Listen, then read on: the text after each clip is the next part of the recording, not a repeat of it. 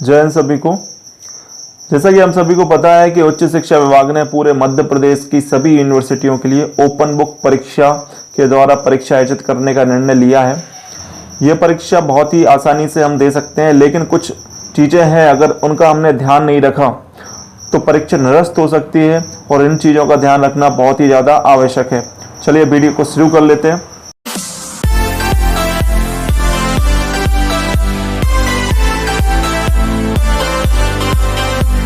तो हम बात कर रहे हैं टॉपिक पे जिनका आपने ध्यान नहीं रखा तो हमारी परीक्षा निरस्त हो सकती है। तो उनमें से पहला जो बिंदु है वो ये है कि आपको आपकी जो परीक्षा आयोजित हो रही है उसमें जो निर्धारित फॉर्मेट दिया गया है उस फॉर्मेट को आपको कॉपी के ऊपर लगाना है। इस बात का ध्यान रखें, यूनिवर्सिटी ने जो फॉर्मेट उपलब्ध करवाया है सिर्फ उसी फॉर्मेट का उपयोग करना है और प्रत्येक कॉपी के सबसे ऊपर के पृष्ठ पर यानी सबसे ऊपर उस फॉर्मेट को लगाना है, उसमें सारी डिटेल आपको भरना है, इसका ध्यान रखना है। दूसरा महत्वपूर्ण बिंदु उसमें यह है कि A4 साइज के पेपर का ही उपयोग करना है, किसी रजिस्टर कॉपी या कहीं और किसी दूसरे पेज का यूज नहीं करना है। A4 साइज के पेपर पर ही आपको अपने आंसर शीट बनाना है, उस पर ही अपने आंसर लिखने हैं। तीसरी इंपॉर्टेंट बात यह है कि आपको अलग अलग विषय की जो कॉपी है उनके अलग अलग विषय के ऊपर अलग अलग फॉर्मेट लगाना है। ऐसा नहीं कि एक फॉर्मेट लगा दिया और बाकी कॉपियों पर नहीं लगाया।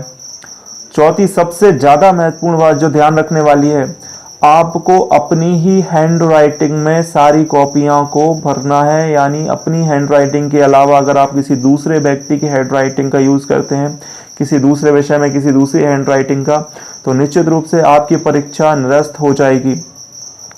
चौथा बात आपको यह ध्यान रखना है कि अगर आप कोरियर का उपयोग करते हैं, कोरियर से अगर कॉपियां भेजते हैं तो वो कोरियर का उपयोग आप यूज़ नहीं कर सकते। कोरियर से कॉपियां नहीं भेजी जा सकती। अगर आपको भेजना है तो आप स्पीड पोस्ट से भेज सकते हैं। और उसमें भी महत्वपूर्ण बात यह है जो हमें ध्यान रखना है कि हमें निर्धारित तिथि से पहले, अगर स्पीड पोस्ट कर रहे हैं तो निर्धारित तिथि से पहले ही कॉपियाँ एग्ज़ाम सेंटर पर पहुँच जाना चाहिए। जो संग्रहण सेंटर जो बनाए गए हैं उन पर पहुँच जाना चाहिए।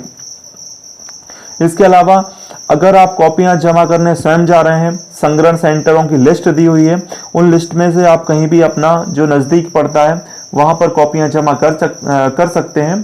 तो वो कॉपियों को जहां आप जमा करने जा रहे हैं तो निश्चित तिथि में, जैसे बीए के लिए अलग तिथि दी गई है, बीएससी के लिए अलग, बीकॉम के लिए अलग, तो उन्हीं तिथि में ही आपकी जमा हो पाएंगी। उसके बाद में अगर आप जमा करते हैं तो आपकी परीक्षा निरस्त हो जाएगी और आपको उसका रिकॉर्ड नहीं मिलेगा। पांचवा, जब आप कॉपियां जमा करने जा रहे हैं तो आप प्रॉपर तरीके से, जो निश्चित तरीका है उससे आपको कॉपियां जमा करना है। वहां जाकर एक रजिस्टर पर आपको साइन करने हैं, जो आपका रिकॉर्ड रहेगा।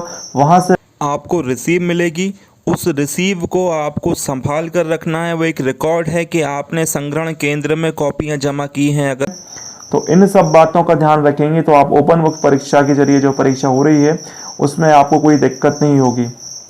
ठीक है, तो चैनल को सब्सक्राइब करें ताकि मैं आपको महत्वपूर्ण जानकारी जो भेजता रहता हूं वो आप तक आसानी से पहुंच सके। जय हिंद।